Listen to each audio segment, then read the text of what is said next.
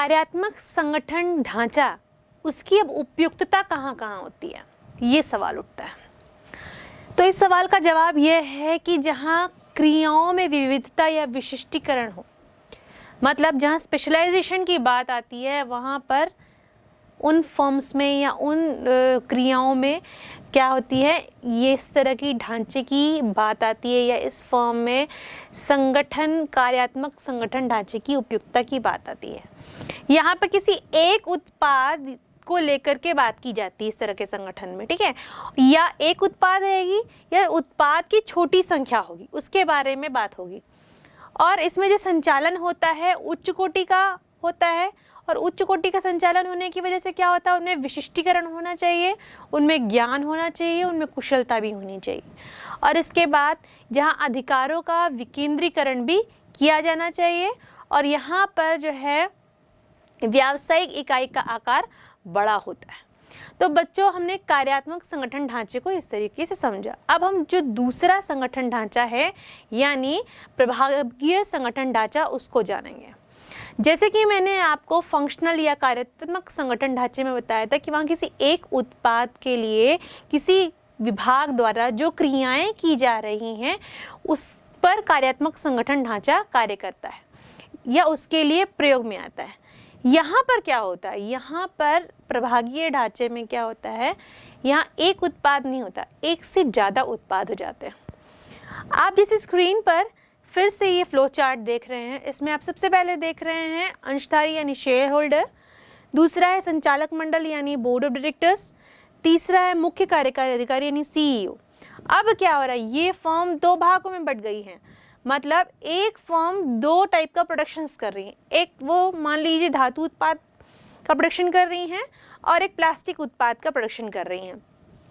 अब इन दोनों अलग अलग प्रोडक्शन यूनिट में ये सारी जो डिपार्टमेंट्स है फिर से काम करेंगे। कौन कौन से, जो मैंने पहले भी आपको बताए थे, उत्पादन विभाग यानी प्रोडक्शन डिपार्टमेंट, क्रय विभाग यानी परचेज डिपार्टमेंट, विपणन विभाग यानी मार्केटिंग डिपार्टमेंट, वित्तीय विभाग यानी फाइनेंस डिपार्टमेंट, और सेवी वर्गीय विभाग यानी पर्सनल डिपार्टमेंट। अर्थात अब इन दोनों डिपार्टमेंट, इन दोनों अलग अलग प्रोडक्शन यूनिट के लिए यानी धातु उत्पाद और प्लास्टिक उत्पाद दोनों के लिए ये जो पूरी डिपार्टमेंट से अलग अलग काम करेगी, इनके लिए इनका डिपार्टमेंट, चाहे वो एचआर डिपार्टमेंट हो, चाहे फाइनेंस हो, चाहे मार्केटिंग हो, चाहे सेल्स हो, चाहे परचेज हो, चाहे प्रोडक्शन हो, ये सारे डिपार्टमेंट्स इन दोनों के लिए अलग अलग होंगे। मतलब किसी भी एक प्रोडक्शन यूनिट का दूसरे प्रोडक्शन यूनिट पे कोई क्या होगा, कोई हस्तक्षेप नहीं होगा। और इससे ये डिसाइड भी किया जा सकता है किसी फर्म के द्वारा कि अगर किसी प्रोडक्शन यूनिट के द्वारा मान लीजिए धातु में उनको फ़ायदा हो रहा है, तो वो प्रोडक्शन यूनिट क्या करेगी, धातु उत्पाद के जो प्रोडक्शन यूनिट है या फर्म उस यूनिट को कंटिन्यू करेगी। लेकिन मान लीजिए उसको प्लास्टिक उत्पाद में हानि हो रही है, तो वो क्या कर सकती है, इस यूनिट को बंद कर सकती है। इससे ये चेंजेस होते हैं। मतलब डिविजनल स्ट्रक्चर यानी प्रभागीय ढांचा जो है, आपने जो स्क्रीन पे देखा और मैंने जो समझाया, इस तरीके से काम करता है। प्रभागीय ढांचे के कॉन्सेप्ट को जानने के बाद आइए अब उनके लाभ को जानते हैं, यानी एडवांटेजेस ऑफ डिविजनल स्ट्रक्चर। इसमें पहला एडवांटेज है कि प्रभागीय अध्यक्षों का विकास होता है, यानी डेवलपमेंट ऑफ डिविजनल हेड्स। अब आपने जैसे फिगर में देखा कि एक उत्पाद का प्रोडक्शन यूनिट अलग हो गया है, यानी स्टील मान लीजिए है, और दूसरी तरफ प्लास्टिक का है, तो दोनों के डिविजन्स अलग अलग हो गए हैं।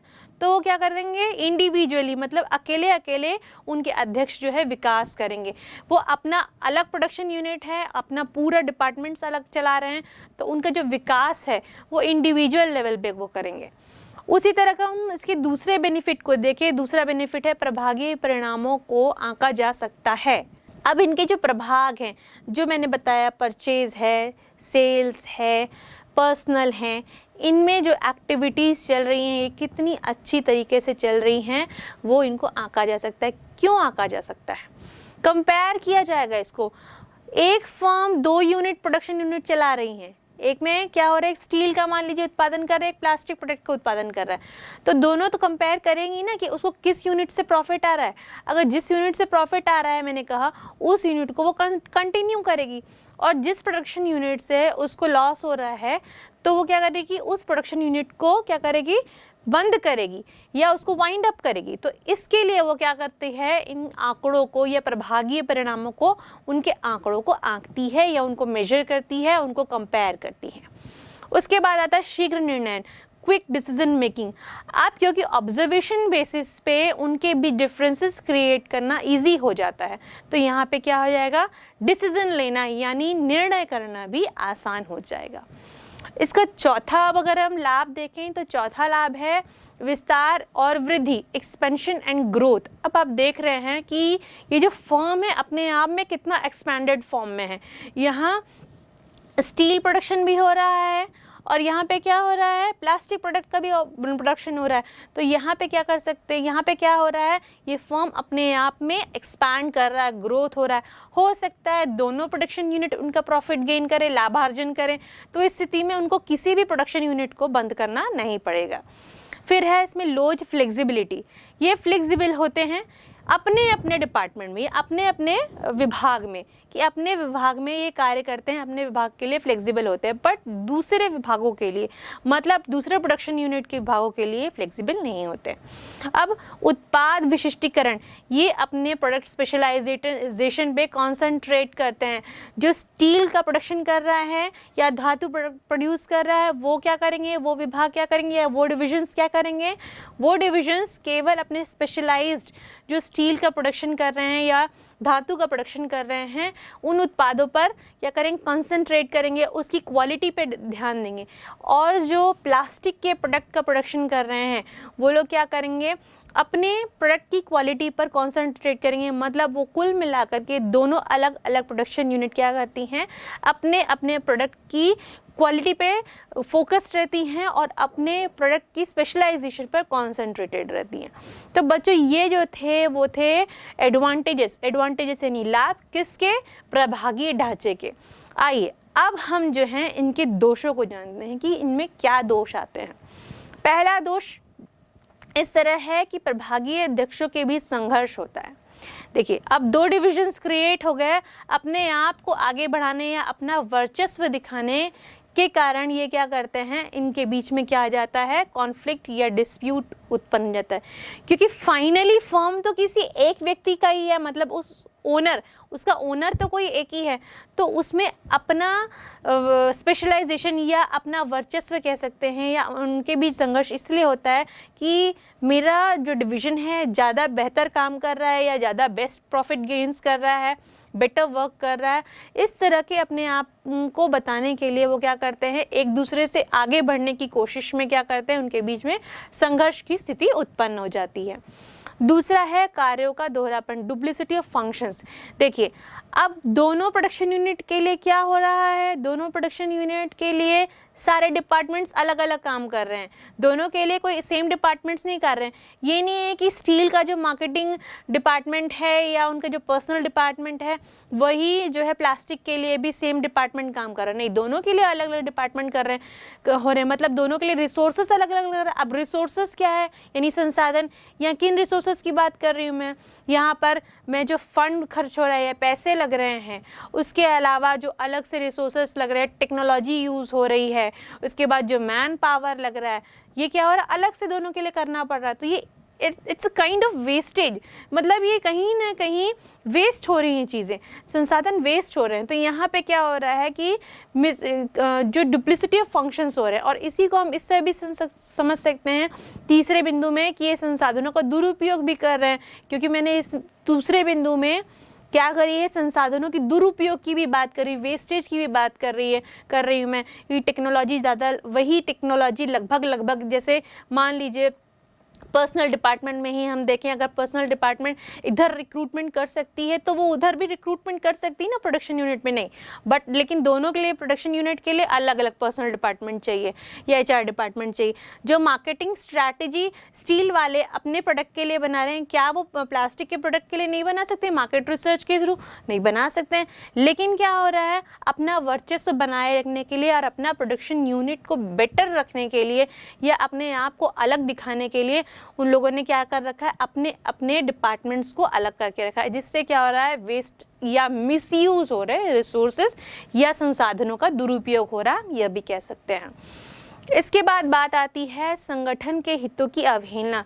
जब मैंने कहा कि अपना वर्चस्व बताने के कारण या उसको अपने आप को प्रायोरिटी दे रहे हैं, न कि ऑर्गेनाइजेशन के ऑब्जेक्टिव को प्रायोरिटी दे रहे हैं, वो ये नहीं जान रहे हैं कि हमारे लिए ओवरऑल गोल क्या होना चाहिए, हमारा जो ओवरऑल गोल है वो फर्म का है, ऑब्जेक्टिव जो डिसाइडेड है उसको अचीव करना है। नहीं, ये लोग क्या कर रहे हैं, अपने इंटरेस्ट को ध्यान में देख रहे हैं, अपने आप को उस फर्म के ओनर के सामने अच्छा प्रेजेंट कर रहे हैं, करने के लिए एक दूसरे की इंसल्ट भी कर सकते हैं या किसी तरह एक दूसरे को नुकसान भी पहुंचा सकते हैं। तो इस स्थिति में क्या होता है, संगठन की हितों की अवहेलना होती है। तो बच्चों, इस तरीके से हमने इसके डिसएडवांटेज या इसके दोष को समझा। आइए अब हम इसके उपयोगिता को समझते हैं। जैसे कि आपने फिगर में देखा, इसमें जो आकार है उपक्रम का या फर्म का जो आकार है ये बहुत बड़ा है, ये इजीली समझ में आता है। दूसरी चीज़ यह है, यहाँ एक से अधिक उत्पादों पर ये ढांचा लागू होता है और फंक्शनल में एक ही उत्पाद होता था। उसके लिए जो एक्टिविटीज़ या विभाग निर्माण किए जाते थे वहाँ पर कार्यात्मक फंक्शन होता था। लेकिन जो प्रभागीय ढांचा है ये एक से अधिक उत्पादों के लिए लागू होता है। तीसरी चीज़ क्या होती है कि जब प्रत्येक उत्पाद के निर्माण के लिए अलग अलग तकनीकों एवं विपणन की विधियों का इस्तेमाल करना है। मतलब कि रिसोर्सेज जो है और टेक्नोलॉजीज़ जो है, पहली बात जो मैंने इनका दोष बताया कि डुप्लिसिटी ऑफ फंक्शन होती है या कार्यों का दोहरापन हो रहा है इस स्थिति में, और दूसरा जो रिसोर्सेज हो रहे हैं वो वेस्ट हो रहे हैं, मिसयूज़ हो रहे हैं कह सकते हैं, या संसाधनों का दुरुपयोग हो रहा है, इस स्थिति में हम ये कह सकते हैं। चौथा है लाभ या हानि का निर्धारण करना बहुत ज़रूरी है। यहाँ पे होता ही इसलिए क्योंकि जो मैंने बताया आपको कि जो यूनिट, प्रोडक्शन यूनिट अगर लॉस में जा रही है तो उसको क्या करेंगे, उस स्थिति में बंद कर देंगे। क्यों वो फर्म उस नुकसान को टैकल करेगा या बर्दाश्त करेगा? जब एक प्रोडक्शन यूनिट उसको प्रॉफिट अर्न करके दे रहा है तो सेकंड को वो क्यों लेगा? तो इस स्थिति में लाभ या हानि का निर्धारण करना और उसको मेजर करना और उसको कंपेयर करना बहुत ज़रूरी हो जाता है, ताकि हानि होने की स्थिति में वो दूसरे प्रोडक्शन यूनिट को बंद कर दे। तो बच्चों, इस तरीके से हमने आपके सिलेबस में जो 2 ऑर्गेनाइजेशनल स्ट्रक्चर या संगठन की संरचना दी है उसकी डिटेल स्टडी की। बच्चों, कार्यात्मक संगठन और प्रभागीय संगठन यानी functional structure and divisional structure, इनके कॉन्सेप्ट यानी अवधारणा की डिटेल स्टडी करने के बाद आइए हम इन दोनों के बीच के डिफरेंस यानी अंतर को जानते हैं। कार्यात्मक एवं प्रभागीय संगठन ढांचा, एक तुलनात्मक अध्ययन। Functional and divisional organisation structure, a comparative व्यू। अंतर का आधार इसमें अर्थ लेंगे यानी मीनिंग। कार्यात्मक ढांचे का अर्थ क्या हुआ? इसका आशय समान प्रकृति के कार्यों का एक विभाग के अंतर्गत समूहीकरण करना है। और प्रभागीय ढांचा, इसका आशय एक उत्पाद से संबंधित कार्यों का एक विभाग के अंतर्गत समूहीकरण करना है। अंतर का आधार स्थापना यानी फॉर्मेशन लेते हैं तो कार्यात्मक ढांचे की जो स्थापना होती है वो कार्यों के आधार पर की जाती है, और प्रभागीय ढांचा उसकी जो स्थापना होती है वो उत्पादों के आधार पर की जाती है। विशिष्टीकरण यानी स्पेशलाइजेशन, इसमें कार्य विशिष्टीकरण प्राप्त होता है और इसमें उत्पाद विशिष्टीकरण प्राप्त होता है। इसके बाद अगर अंतर का आधार उत्तरदायित्व यानी रिस्पॉन्सिबिलिटी लें तो विभागीय उत्तरदायित्व निर्धारित करना कठिन होता है, और प्रभागीय ढांचे में प्रभागीय उत्तरदायित्व निर्धारित करना सरल होता है। इसके बाद पांचवा, हम अगर अंतर का आधार प्रबंधकीय विकास यानी मैनेजरियल डेवलपमेंट लें तो कार्यात्मक ढांचे में विभागीय प्रबंध केवल एक ही कार्य का विशेषज्ञ होता है, अतः सीमित विकास का अवसर होता है, और प्रभागीय प्रबंधक अनेक क्रियाएं देखता है, अतः विकास का अधिक अवसर संभव है। छठवां अंतर का आधार लागत यानी कॉस्ट लेते हैं तो कार्यों की दोहराई न होने से लागत कम आती है, और प्रभागीय ढांचा में कार्यों की दोहराई से लागतें अधिक आती हैं। इसके बाद सातवां अंतर का आधार हम समन्वय यानी कोऑर्डिनेशन लेते हैं। इसके अंतर्गत जो हमारा कार्यात्मक ढांचा है उसमें जो समन्वय होता है, इसमें सभी विभागीय अध्यक्ष अपनी मनमानी करते हैं, अतः समन्वय में कठिनाई होती है। और अगर प्रभागीय ढांचे में देखें तो पूरी प्रभाग का एक ही अध्यक्ष होता है जिसके निर्देशन में सभी क्रियाएं होती हैं, अतः बेहतर समन्वय रहता है। 8वां अंतर का आधार उपयुक्तता यानी सूटेबिलिटी देखें तो कार्यात्मक ढांचे में जहां मुख्य रूप से एक ही उत्पाद बेचा जाता है, और उसी तरह प्रभागीय ढांचे में अगर हम उपयुक्तता देखें तो जहां मुख्य उत्पादों की संख्या एक से अधिक होती है। तो बच्चों, इस तरीके से हमने कार्यात्मक एवं प्रभागीय संगठन के ढांचे के बीच में तुलनात्मक अध्ययन को जाना। अब इन अंतर को जानने के बाद बच्चों, मैंने जब संगठन की संरचना के 2 कॉन्सेप्ट बताए थे, उसमें मैंने आपसे 2 वर्ड आपके सामने रखे थे। एक है औपचारिक संगठन और दूसरा है अनौपचारिक संगठन। इन दोनों शब्दों की चर्चा मैंने की थी, हालांकि बहुत विस्तृत नहीं की थी, केवल शब्द ही मात्र बताए थे। आइए अब इन शब्दों को हम विस्तृत रूप से जानें कि औपचारिक संगठन और अनौपचारिक संगठन दोनों होते क्या हैं। सबसे पहले हम औपचारिक संगठन का मीनिंग समझेंगे या उसके आशय को समझते हैं। औपचारिक संगठन क्या होता है? इसमें जो दायित्व और अधिकार जो होते हैं वो अधिकारी को दिए जाते हैं। औपचारिक संगठन में जो होता है वो पर्सनल टर्म्स नहीं बनते, उसमें क्या होता है, प्रोफेशनल टर्म्स बनते हैं। मतलब कि व्यावसायिक तौर पे जो रिलेशंस बनते हैं उस तरह के रिलेशंस इसमें बनाए जाते हैं। इसमें जो होता है, जो भारार्पण होता है ऊपर से नीचे की तरफ होता है। इसमें नीतियां बनाई जाती हैं, नियम होते हैं, और इन वातावरण में, मतलब इस औपचारिक संगठन के वातावरण में इन नीतियों का और इन नियमों का दृढ़ता से पालन करना पड़ता है। तो अब औपचारिक संगठन के मीनिंग को समझने के बाद आइए अब हम इसकी एक परिभाषा को देखते हैं जिसे दिया है सर चेस्टर आई बर्नार्ड ने। इनके द्वारा दी गई परिभाषा इस प्रकार है: जब किसी संगठन के 2 या 2 से अधिक व्यक्तियों की क्रियाओं को किसी निश्चित लक्ष्य की प्राप्ति के लिए जानबूझकर किया जाता है तो ऐसा संगठन औपचारिक संगठन कहलाता है। तो इस परिभाषा से स्पष्ट है कि इसमें जो संगठन में 2 या 2 से ज़्यादा व्यक्ति हो सकते हैं और उनके बीच की जो क्रियाएं हैं उनको लक्ष्य प्राप्ति की ओर अग्रसर किया जाता है, या उनकी क्रियाएं इस तरीके से या उनकी एक्टिविटीज़ को इस तरीके से डेवलप किया जाता है या बनाया जाता है कि वो लक्ष्य की प्राप्ति कर सके। ऐसे जो संगठन होते हैं वो औपचारिक संगठन होते हैं। औपचारिक संगठन अपने आप में शब्द बता रहा है कि ये केवल कार्य की ओर जो है लक्ष्य करता है। इसका लक्ष्य होता है कार्य की पूर्णता एवं लक्ष्य की प्राप्ति। तो बच्चों आइए अब इसकी मीनिंग डेफिनेशन को जानने के बाद हम इसकी कुछ विशेषताओं को जानते हैं। इसकी पहली विशेषता है स्थापना, इसका फॉर्मेशन कैसा होता है, top level to low management की तरफ होता है।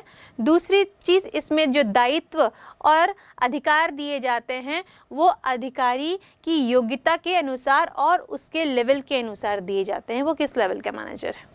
उसके बाद आता है आपसी संबंध यानी इंटर रिलेशनशिप। इनके बीच जो रिलेशन होते हैं वो बहुत प्रोफेशनल रिलेशन होते हैं या बहुत औपचारिक होते हैं, जिनमें केवल कार्य के लिए ही चर्चा की जाती है। उसके बाद आता है भारार्पण, यानी इसके अंतर्गत जो है भारार्पण जो होता है टॉप लेवल से लो लेवल, मतलब ऊपर से नीचे की तरफ, इसमें भारार्पण होता है।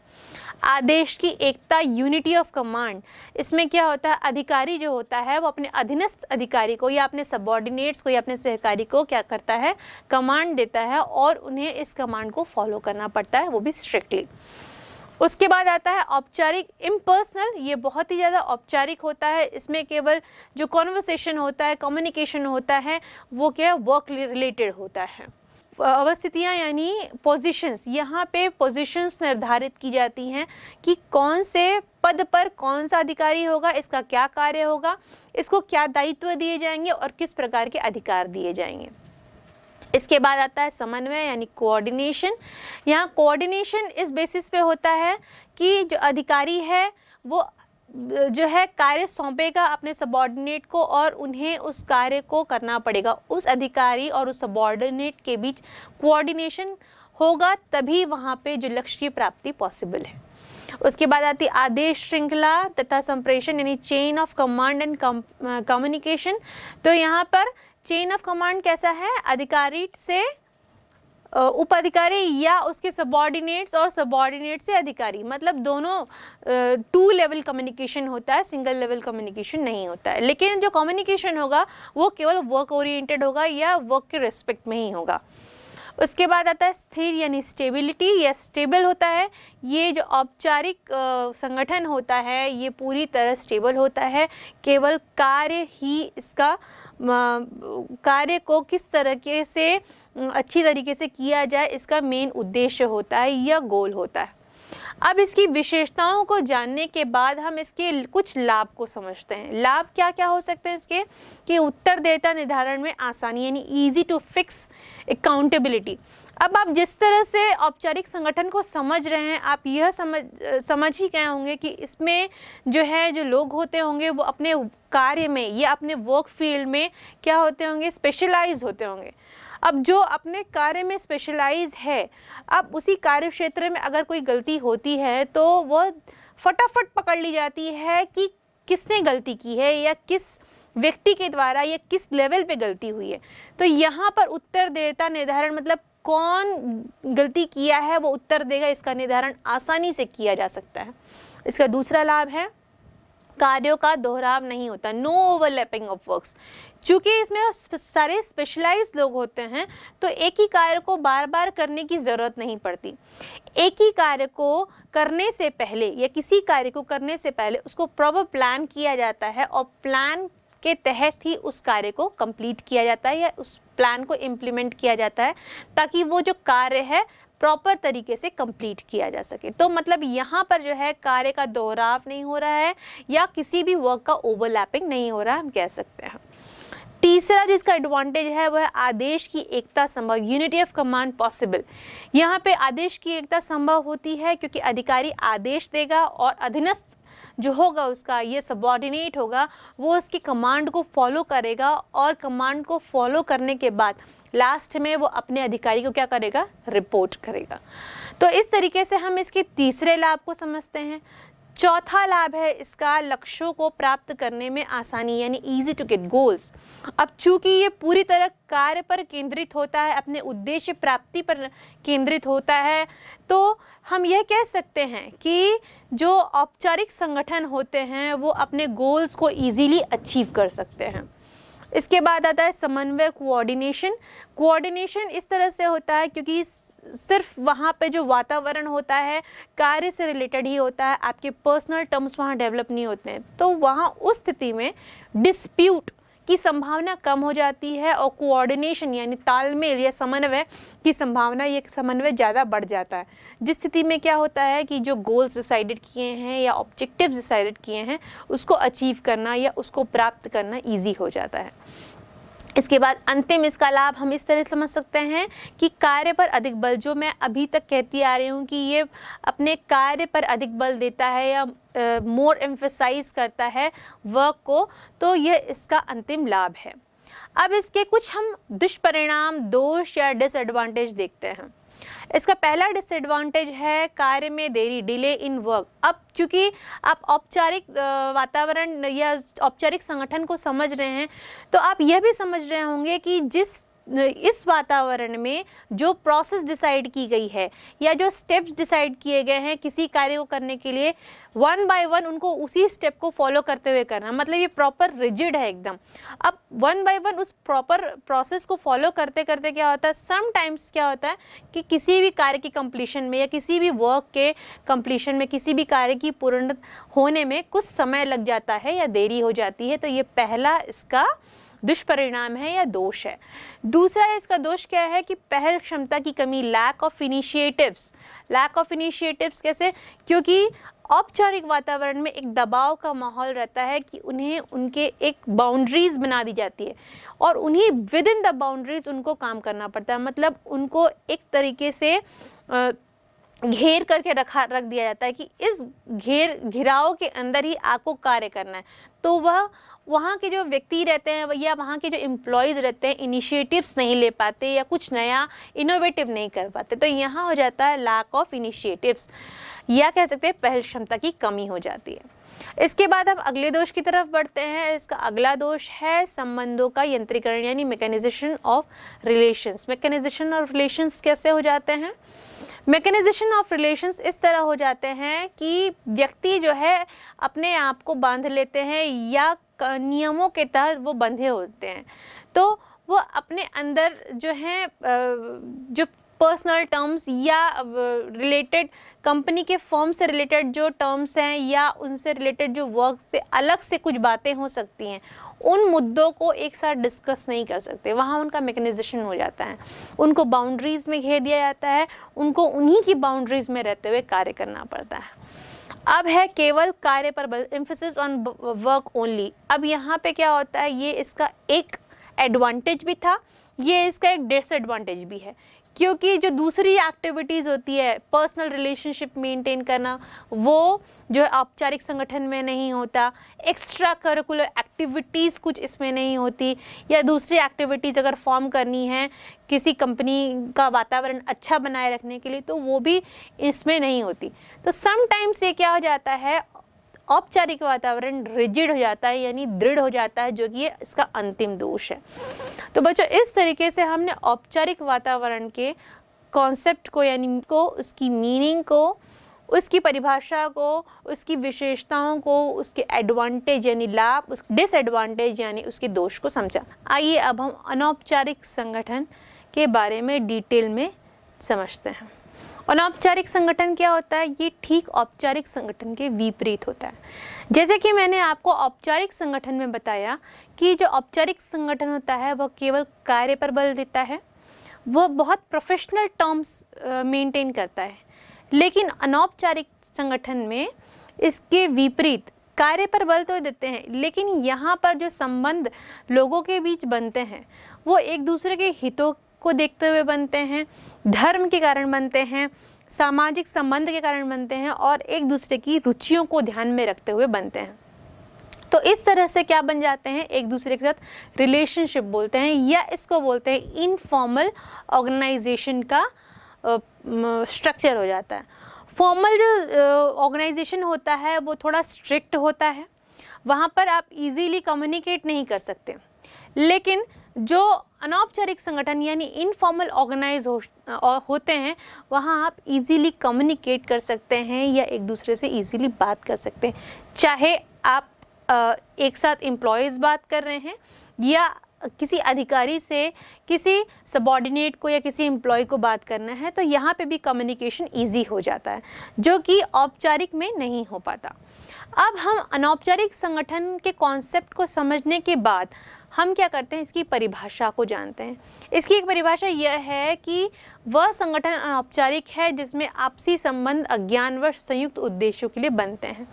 जब लोग एक साथ काम करते हैं तो वहाँ पे क्या होते हैं, अनौपचारिक संगठन बन जाते हैं, जो एक दूसरे की हितों को देखते हुए, रुचियों को देखते हुए, धर्म को देखते हुए और सामाजिक संबंध को देखते हुए एक दूसरे के साथ बन जाते हैं। तो यहाँ पे इस परिभाषा को हमने पढ़ा, समझा और इसके कॉन्सेप्ट को जाना। आइए अब हम अनौपचारिक संगठन की कुछ विशेषताओं पर नज़र डालते हैं। विशेषताएं कुछ इस प्रकार हैं। पहली विशेषता है स्थापना यानी फॉर्मेशन। जो अनौपचारिक संगठन है उसका फॉर्मेशन संगठन के बीच में रहते ही हो जाता है। यहाँ पर क्या होता है, जो यहाँ पे कार्य करने वाले एम्प्लॉयज़ हैं या कार्यकर्ता हैं, वो क्या करते हैं, एक दूसरे के साथ कार्य करने के समय फ्री हो जाते हैं या एक दूसरे को सोशली समझने लगते हैं, एक दूसरे की फीलिंग्स को, थॉट्स को, बिलीव्स को या सोचने के तरीक़ों को समझने लगते हैं। तो उनके बीच जो टर्म्स बनता है वहाँ पे क्या हो जाता है, एक हेल्दी रिलेशनशिप बनता है, एक फ्रेंडली टर्म बन जाता है। तो वहाँ पे औपचारिक संगठन, इसको औपचारिक संगठन न कह करके वहाँ पे अनौपचारिक संगठन का फॉर्मेशन हो जाता है। उसके बाद आता है उसका उद्देश्य या पर्पस। अनौपचारिक संगठन का भी उद्देश्य जो है अल्टीमेटली जो है फर्म का गोल पाना ही है, लेकिन यहाँ पर क्या होता है, यहाँ पर फर्म के गोल को अचीव करने के साथ साथ एक सामाजिक संबंध बनाना, एक दूसरे के हितों पर जोर डालना, एक दूसरे के हितों को जानना, एक दूसरे का सम्मान करना, यहाँ पर ये उद्देश्य भी इनके मायने रखते हैं। इसके अलावा इसमें लिखित नियम नहीं होते, क्योंकि ऐसा कहीं नहीं लिखा है कि आप किसी व्यक्ति के साथ किस तरह के फ्रेंडली रिलेशन बना सकते हैं कि नहीं, या इनफॉर्मल ऑर्गेनाइजेशन में इनफॉर्मल किस तरह के रिलेशन बना सकते हैं, ऐसा कोई लिखित नियम नहीं है, रिटन रूल्स नहीं है। तो इसलिए इसकी तीसरी विशेषता ये है। चौथी विशेषता है स्वतंत्र संदेशवाहन श्रृंखला, इंडिपेंडेंट चैनल्स ऑफ कम्युनिकेशन। जैसे मैंने आपको पहले बताया कि यहाँ पे जो कम्युनिकेशन होता है एकदम फ्री होता है, जो subordinate to subordinate, employ to employ या एम्प्लॉयर टू एम्प्लॉय ईजीली एक दूसरे से कम्युनिकेट कर सकते हैं। यहाँ पे ये जो एम्प्लॉय होते हैं वो किसी भी बाउंडेशन में नहीं होते कि नहीं आपको आपके इसी अधिकारी से बात करना है, दूसरे अधिकारी से बात करना है, नहीं करना है।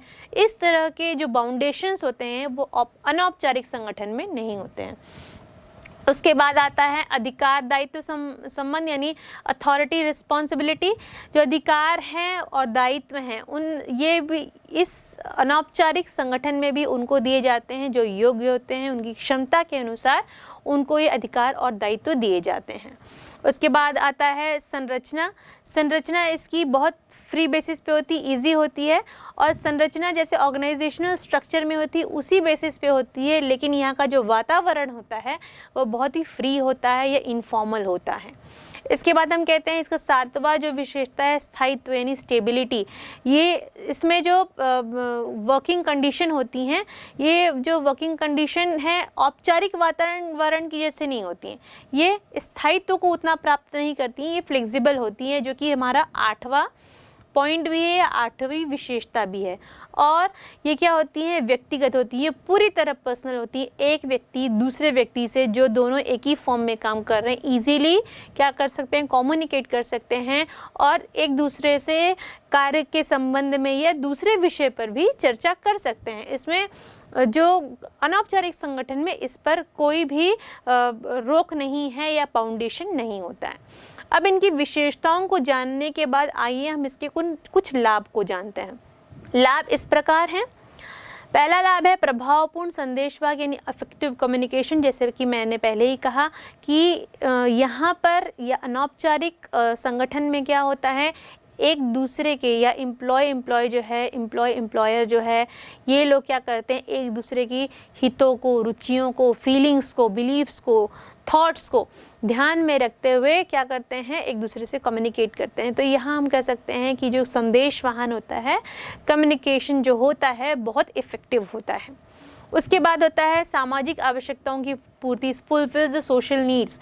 ये सोशल नीड्स को भी फुलफिल करता है। क्यों? क्योंकि ये अनौपचारिक वातावरण में जब टर्म्स बनते हैं या क्या कहते हैं, एक वर्किंग एनवायरनमेंट हेल्दी बनता है, तो वहाँ पर जो सोशल नीड्स है वो फुलफिल होती है। क्योंकि यहाँ इस अनौपचारिक वातावरण का उद्देश्य ही होता है कि एक दूसरे की रुचियों को जानना और एक दूसरे के हितों को पहचानना। तो इससे क्या होता है कि एक दूसरे की सोशल नीड्स भी सैटिस्फाई होती हैं।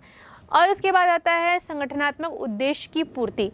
इसका ये तीसरा लाभ है कि जब सब एक साथ मिलजुल कर काम करेंगे, जब सब एक दूसरे के हितों को समझेंगे, सब एक दूसरे की रुचियों का आदर करेंगे, एक दूसरे का सम्मान करेंगे, तो इजीली उस संगठन में क्या हो जाएगा, क्योंकि वहाँ लोगों के बीच तालमेल या कोऑर्डिनेशन बहुत अच्छा है, तो वहाँ पे क्या हो जाएगा, संगठन की जो उद्देश्य है उसकी पूर्ति करना आसान हो जाएगा। इसके बाद आता है पहल क्षमता को बढ़ावा। अब क्योंकि कोई भी व्यक्ति या कोई भी एम्प्लॉय किसी भी बाउंडेशन में नहीं रहता है, तो कोई भी इनिशिएटिव लेने से पहले वो अपने सुपीरियर से या अपने बॉस से क्या कर सकता है, इस पर चर्चा कर सकता है या डिस्कस कर सकता है और वो इनिशिएटिव ले सकता है।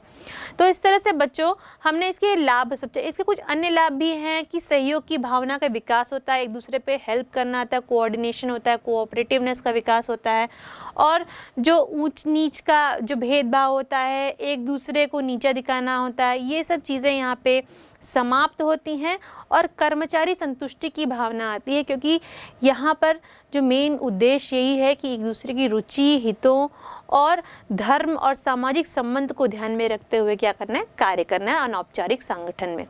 अब ये तो हुए इनके लाभ, अब कुछ इनकी हानियों को भी जानते हैं। इनकी हानियाँ इस प्रकार हैं। इसकी पहली हानि है कि इसमें अफवाहें बहुत फैलती हैं।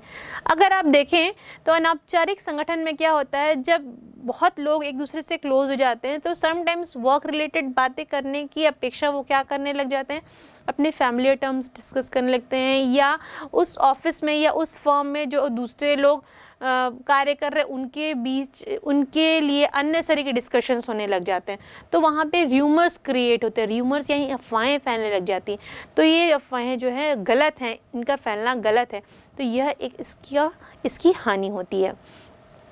दूसरा है ये परिवर्तन का विरोध करता है, इट रेजिस्ट चेंजेस, क्योंकि अब यहाँ पे एक ग्रुप बन गया है तो ग्रुप क्या होता है, अब किसी भी चेंज को रेजिस्ट करता है। सब क्या होते हैं, अब अपनी जगह सेट हो गए हैं, सब फ्रेंडली एनवायरनमेंट हो गया, सबको काम करने में मज़ा आ रहा है। अब कोई भी चेंज को वो चाहते नहीं, चाहे व्यक्तियों का इधर से उधर ट्रांसफ़र हो या टेक्निक्स या टेक्नोलॉजी में या बॉस का चेंज हो, किसी भी तरह का चेंजेस ये लोग बर्दाश्त नहीं करते या इसका विरोध करते हैं, रेजिस्ट करते हैं इसको। तीसरा इसका हानि क्या है, तीसरी इसकी हानि है समूह परंपराओं का दबाव, प्रेशर ऑफ ग्रुप नॉर्म्स। अब जब लोग ग्रुप्स में रहते हैं तो उनके कुछ नियम कानून बन जाते हैं। समटाइम्स आप ग्रुप में रहते हैं, आप ये भी देखते होंगे कि किसी को ग्रुप में रखना है, किसको ग्रुप में नहीं रखना है। इसमें क्या होता है, जो मुख्य उद्देश्य है अनौपचारिक संगठन का हितों की रक्षा करना या उनकी रुचियों का ध्यान रखना, ये उसको भी क्या करते हैं, उद्देश्यों का पालन नहीं करते। तो ये क्या होता है, समटाइम्स ये इसकी हानि में भी काउंट हो जाते हैं या इसके डिसएडवांटेज में भी काउंट हो जाते हैं। इसकी जो चौथी हानि है वो है व्यक्तिगत हित पर अधिक बल। यहाँ पे जो होता है व्यक्तिगत हितों पर अधिक बल दिया जाता है कि फर्स्ट प्रायोरिटी खुद के बेनिफिट्स के लिए, उसके बाद ऑर्गेनाइजेशन की बेनिफिट्स को देखना है। तो ये इसका एक चौथा सबसे बड़ा लॉस होता है। और इसके अन्य अगर हम हानियाँ देखें तो वो इस प्रकार है कि इस टाइप का जो संगठन, ये इस प्रकार का जो संगठन होता है ये अल्पायु का होता है। और अब ज़्यादा जब लोग फ्रेंडली हो जाएंगे, ज़्यादा र्यूमर्स फैलेंगे, ज़्यादा डिस्कशन होने लगेंगे, ज़्यादा ग्रुप बनने लग जाएगा, तो वहाँ पे क्या होगा, लोगों के बीच मन मुटाव आएगा। और मन मुटाव आने के कारण क्या होगा, वो फर्म्स में काम कम होगा और अननेसेसरी के एक्शंस ज़्यादा होंगी, एक्टिविटीज़ ज़्यादा होंगी। तो इस स्थिति में क्या होता है, संगठन की जो आयु होती है वो कम हो जाती है। बच्चों, आपने जो है औपचारिक संगठन और अनौपचारिक संगठन दोनों के कॉन्सेप्ट को समझा और इससे हमें यह समझ में आया कि जो औपचारिक संगठन है वो किसी भी संगठन के ऑब्जेक्टिव को डिसाइड करने के लिए ज़्यादा अच्छा है। लेकिन अगर हम अनौपचारिक संगठन के कुछ बिंदुओं को सुधार लें, जैसे कि र्यूमर्स क्रिएट करना, ग्रुपिंग करना, इन सब चीज़ों को सुधार लें, तो हम अनौपचारिक वातावरण या अनौपचारिक संगठन जिस वातावरण में कार्य करता है उस वातावरण को लेते हुए हम बहुत अच्छी तरह से किसी भी फर्म के ऑब्जेक्टिव को पा सकते हैं। तो किसी भी ऑब्जेक्टिव के फर्म को पाने के लिए ये दोनों तरह के वातावरण, ये दोनों तरह के संगठन बहुत ज़रूरी हैं, क्योंकि किसी भी संगठन में प्रोफेशनल रिलेशन होने के साथ साथ उन संगठन में एक इस तरह का भी बॉन्डिंग या रिलेशनशिप होना चाहिए जो एक दूसरे की रुचियों और हितों की ओर कॉन्सेंट्रेटेड हो और एक दूसरे में हेल्पिंग की भावना उत्पन्न हो, एक दूसरे की फीलिंग्स को, एक दूसरे को थॉट्स को सम्मान करें और एक दूसरे का सम्मान करें। तो इस तरीके से हमने औपचारिक और अनौपचारिक संगठन को डिटेल में समझा। आइए अब हम इनके बीच डिफरेंस को जानते हैं। अब औपचारिक और अनौपचारिक संगठन में अंतर को पहले इस पिरामिड के बेसिस पर इसके डिफरेंट को समझते हैं, डिफरेंसेस को। आप इसमें देख रहे हैं एक तरफ जो तीर का निशान है वो औपचारिक संगठन को बताता है और दोनों तरफ जो तीर का निशान है वो अनौपचारिक संगठन को बताता है। जो चित्र दिया गया है उससे स्पष्ट है कि औपचारिक संगठन के अंतर्गत मुख्य प्रबंधक, क्रय प्रबंधक तथा क्रय अधीक्षक के मध्य श्रृंखलाबद्ध संबंध है और इन्हें इसी श्रृंखला में रहते हुए व्यवहार करना होता है। अर्थात क्रय अधीक्षक अपनी बात केवल क्रय प्रबंधक को ही कह सकता है। क्रय अधीक्षक कौन है यहाँ? जो क्रय सुपरिटेंडेंट यानी परचेज सुपरिटेंडेंट जो लिखा हुआ है हम उसकी बात कर रहे हैं। और इसी प्रकार की श्रृंखला उत्पादन एवं वित्त विभाग में भी काम करेगी। इसके ठीक विपरीत आप देख रहे हैं कि अनौपचारिक संगठन में क्रय अधीक्षक जो है या क्रय सुपरिटेंडेंट या परचेज सुपरिटेंडेंट जो है अपने आपसी संबंधों के कारण उत्पादन प्रबंधक के विचार विमर्श कर सकता है। अब देखिए यहाँ उत्पादन प्रबंधक कहाँ लिखा है? ये प्रोडक्शन मैनेजर। इसी प्रकार वित्त अधीक्षक सीधे ही मुख्य प्रबंधक से सामने अपनी समस्या रख सकता है। ये तो हमने पिरामिड के आधार पर डिफरेंस जाना। आइए अब हम इसके बीच अंतर को तालिका के आधार पर जानते हैं। तालिका के आधार पर अगर हम अंतर का आधार पहला अर्थ लें तो औपचारिक संगठन का अर्थ क्या होता है? अधिकार संबंधों के ढांचे के रूप में प्रबंध द्वारा उत्पन्न किए गए संगठन को औपचारिक संगठन कहते हैं। और अनौपचारिक संगठन का अर्थ क्या होता है? अनौपचारिक संगठन आपसी संबंधों के कारण स्वतः उत्पन्न संगठन को अनौपचारिक संगठन कहते हैं। उत्पत्ति अगर अंतर का आधार दूसरा है तो उत्पत्ति संगठन की नीतियों एवं नियमों तथा अधिकारों के प्रयोजन द्वारा होती है। किसमें? औपचारिक संगठन में। और अनौपचारिक संगठन में जो उत्पत्ति होती है वह स्वतः पारस्परिक सामाजिक संबंधों के कारण होती है। अंतर का आधार अगर उद्देश्य यानी ऑब्जेक्टिव लें तो औपचारिक संगठन का उद्देश्य क्या होगा? औपचारिक संगठन संगठनात्मक उद्देश्यों की पूर्ति के लिए बनाए जाते हैं और अनौपचारिक संगठन जो होते हैं वो सामाजिक आवश्यकताओं की संतुष्टि के लिए बनाए जाते हैं। अंतर का आधार चौथा लेते हैं। इसमें सदस्यों में संबंध यानी रिलेशनशिप पे बात करेंगे। तो औपचारिक संगठन में जो सदस्यों में अव्यक्तिगत संबंध होते हैं, लेकिन अनौपचारिक संगठन जो होते हैं उसमें जो सदस्य होते हैं उनके बीच व्यक्तिगत संबंध होते हैं। उसी प्रकार अगर अंतर का आधार हम आकार यानी साइज लें तो औपचारिक संगठन का जो आकार होता है वो बहुत ही बड़ा होता है, लेकिन जो अनौपचारिक संगठन होते हैं इन संगठनों का आकार प्रायः क्या होता है? छोटा रहता है। छठवां अंतर का आधार नियम, अधिकार, कर्तव्य एवं दायित्व अर्थात rules, rights, duties and liabilities लेते हैं। तो औपचारिक संगठन में इनमें नियम, अधिकार, कर्तव्य एवं दायित्व आदि सभी लिखित रूप में होते हैं। इसके कठोर नियम होते हैं। और अनौपचारिक संगठन में इसमें लिखित रूप में कुछ भी नहीं होता और नियम कठोर नहीं होते हैं। सातवां अंतर का आधार संप्रेषण का प्रवाह यानी फ्लो ऑफ कम्युनिकेशन लेते हैं। इसमें संप्रेषण का प्रवाह सोपान श्रृंखला के अनुसार होता है। और अनौपचारिक संगठन में इसमें कोई निश्चित मार्ग नहीं होता, संप्रेषण किसी भी दिशा में प्रवाहित हो सकता है। आठवां अंतर का आधार स्थायित्व यानी स्टेबिलिटी लेते हैं। तो औपचारिक संगठन में जो अधिक स्थायी एवं दीर्घकालीन होता है और जो अनौपचारिक संगठन होता है वो ऐसे संगठन जो होते हैं अपेक्षाकृत कम स्थायी एवं अल्पायु होते हैं। नौवां अंतर का आधार हम अधिकार सत्ता लेते हैं यानी अथॉरिटी। तो औपचारिक संगठन में देखते हैं इनकी अधिकार सत्ता पद के साथ जुड़ी रहती है तथा इनका प्रवाह क्या होता है? ऊपर से नीचे की ओर होता है। और अनौपचारिक संगठन में क्या होता है? इनकी अधिकार सत्ता व्यक्ति के साथ जुड़ी रहती है तथा इसका प्रवाह ऊपर से नीचे या समतल रूप में हो सकता है। 10वां अंतर का आधार स्थापना यानी इस्टेब्लिशमेंट लेते हैं।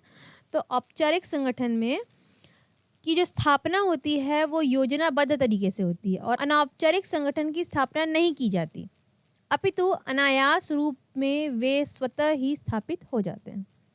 नेतृत्व यानी लीडरशिप औपचारिक संगठन में यह अधिकार पर आधारित होता है अर्थात अधिकतम अधिकार वाले व्यक्ति जैसे प्रबंधक को नेता माना जाता है। और अनौपचारिक संगठन में यह योग्यता पर आधारित होता है अर्थात समूह द्वारा चुने गए व्यक्ति को नेता माना जाता है। तो बच्चों इस तरीके से हमने औपचारिक और अनौपचारिक संगठन में अंतर को तालिका के आधार पर भी समझा।